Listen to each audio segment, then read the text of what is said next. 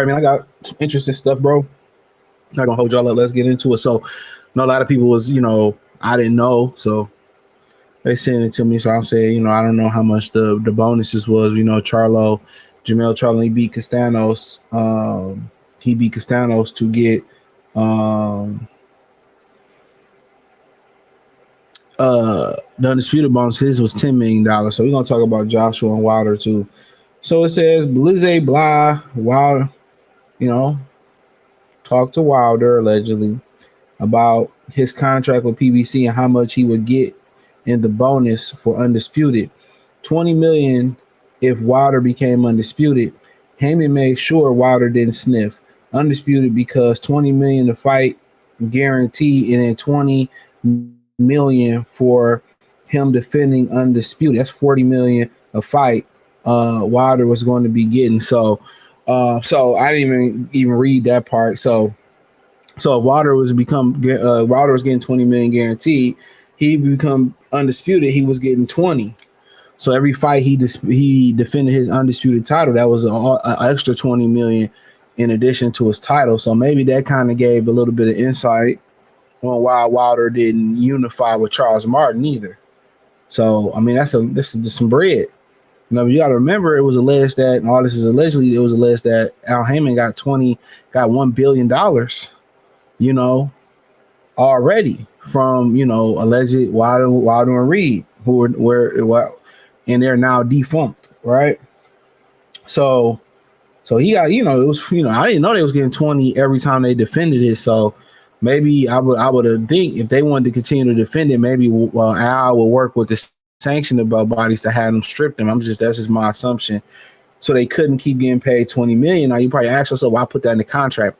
I don't know, maybe to take you away from, say to look more appealing than Top Rank or Queensberry or Matchroom or Kathy Duval, who was around at that time. So that made a lot of sense. So this is why you see PBC didn't want to make fights or consolidate belts and make fights. This is why they had to pay bonuses. There's a lot of money.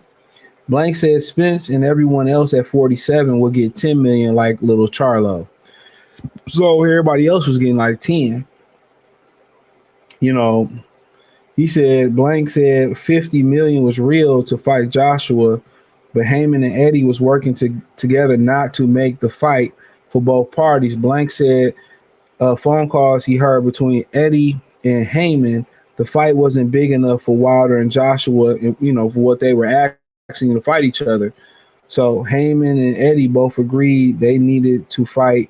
They needed to fight to be bigger. They need the fight to be bigger than Mayweather-Pacquiao.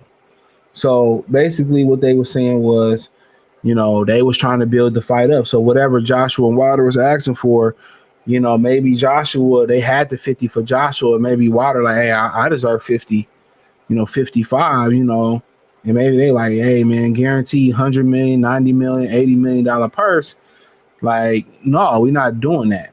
So for the most part, the money wasn't there. Both of them thought they was bigger than what they were, and guess what? Their careers went down the drain. AJ made some money with the Saudis, Wilder makes some money with the Saudis, but ultimately, you can make a case that neither one of them is probably deserved to be in the Hall of Fame.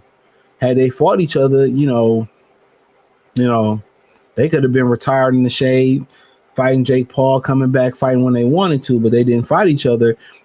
Wilder didn't even understand the power that he had in the heavyweight division. He didn't understand the power that he had. You know what I'm saying? How the important piece that he was the key to unlock American boxing.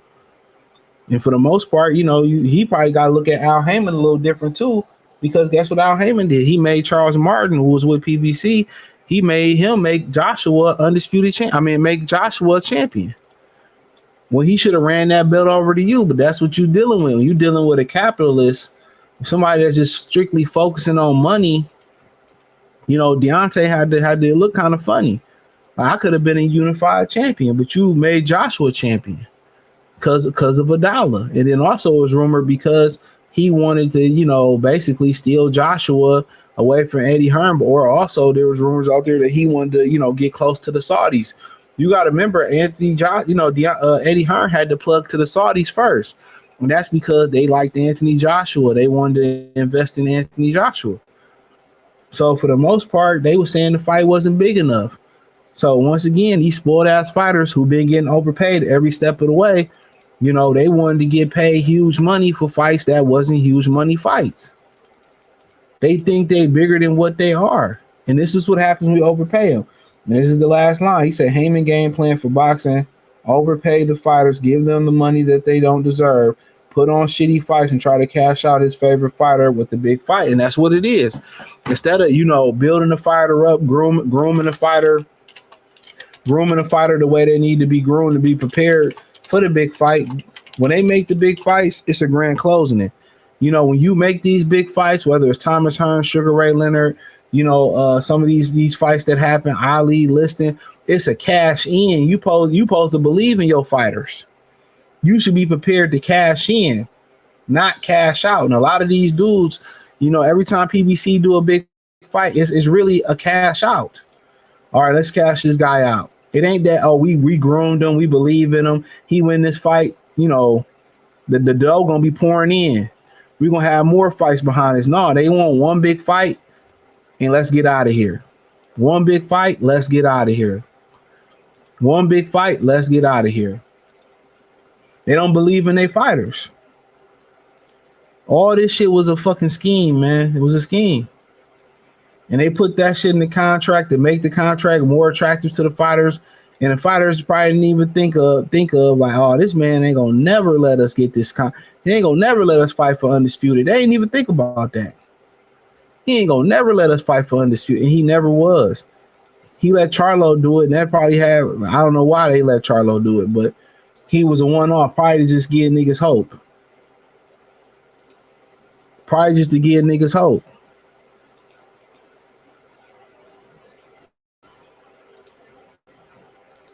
Probably to give niggas hope. And look at them. Both never reached the potential they should have reached. That's why you got them fights on the table. Y'all need to take those fights. Y'all need to take those fights. When those fights are on the table for y'all, take them fights. If you really believe in yourself, that money gonna be there regardless. Joshua lost so many times, and he's still getting the bag versus Jake Paul. But PBC has sit there and they push the narrative. They push the narrative. They push the narrative. They push the narrative.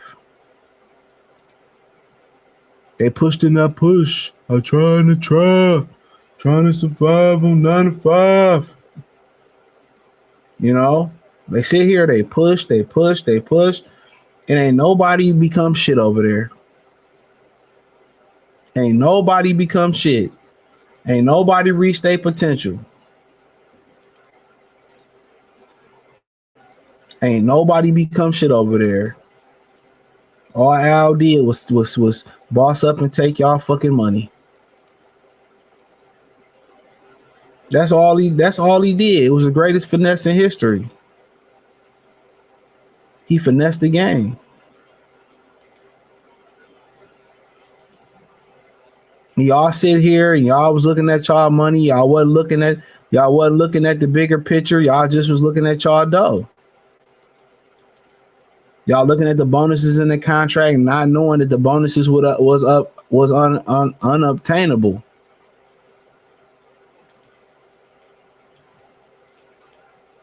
That's the wild shit. Didn't even know the bonuses. You couldn't even get the bonuses.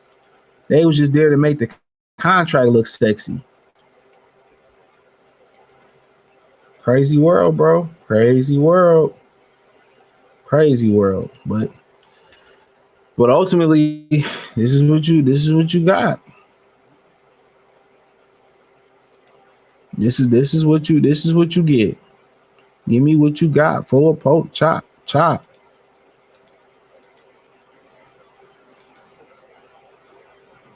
So, yeah.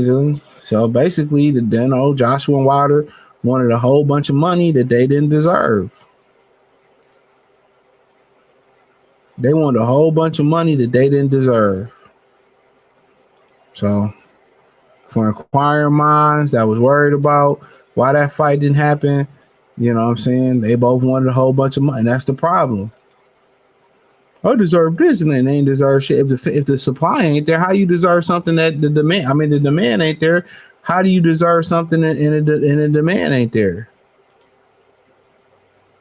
That's what I want to know. How do you think you deserve something and the demand ain't there for it? So their whole thing was, oh, let's build this shit up like Pacquiao Mayweather. And guess what? They sit there, they took Fury off the couch, fucked up everything. Took Andy Ruiz on short notice, fucked up when they should have just made the fight. You know, when they look back on boxing, they gonna look back and say these dudes fucked the game up. You know, it is what it is, or it is what it ain't. Let me know what you girls and guys think. Thumbs up the video, share the video, subscribe to the channel. Next subscribe button is the bell icon button. Hit all notifications, increase your chance, get notifications.